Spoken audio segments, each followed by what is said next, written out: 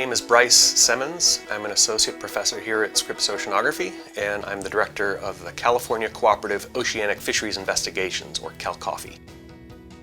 CalCOFI began actually in the late 1940s in response to the sardine crash. That crash was important to California and our country because at the time, sardines were the single largest fishery in the Northern Hemisphere. The sardine fishery itself recognized that it wasn't just overharvest that was the problem. There was something changing in the ocean. And at the time, we didn't have an understanding of ocean habitat. And so the sardine fishery voted actually to tax itself in order to fund an ocean-going large ship monitoring program of California's ocean habitats.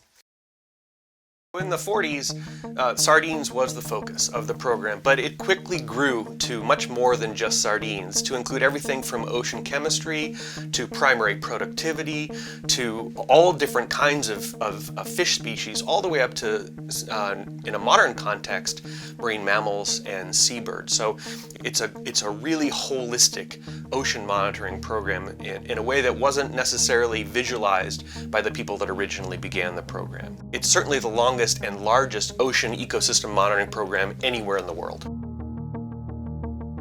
The massive data set that CalCOFI represents provides for some really surprising discoveries. For instance, what we know about global climate phenomena like El Nino have really been informed by the CalCOFI data set. Another example, CalCOFI allows us to look at where animals are in space and how that shifts as a function of ongoing climate change.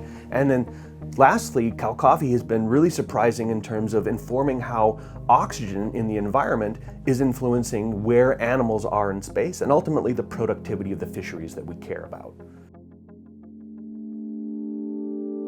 Long-term monitoring programs are really important for reasons that we don't know yet. A great example of that is in the 1940s, there was no such thing as climate change, or at least we didn't know about it. And now, fast forward to today, and climate change is arguably the single largest threat facing our ocean resources and our coastal communities. And because we have that continuous time series since the 1940s to now, we not only have the ability to see how the ocean changes, but also be able to contextualize what happens into the future based on what the past looks like. We have to have a roadmap for how to do that, and the history of CalCOFI affords us the ability to generate that roadmap.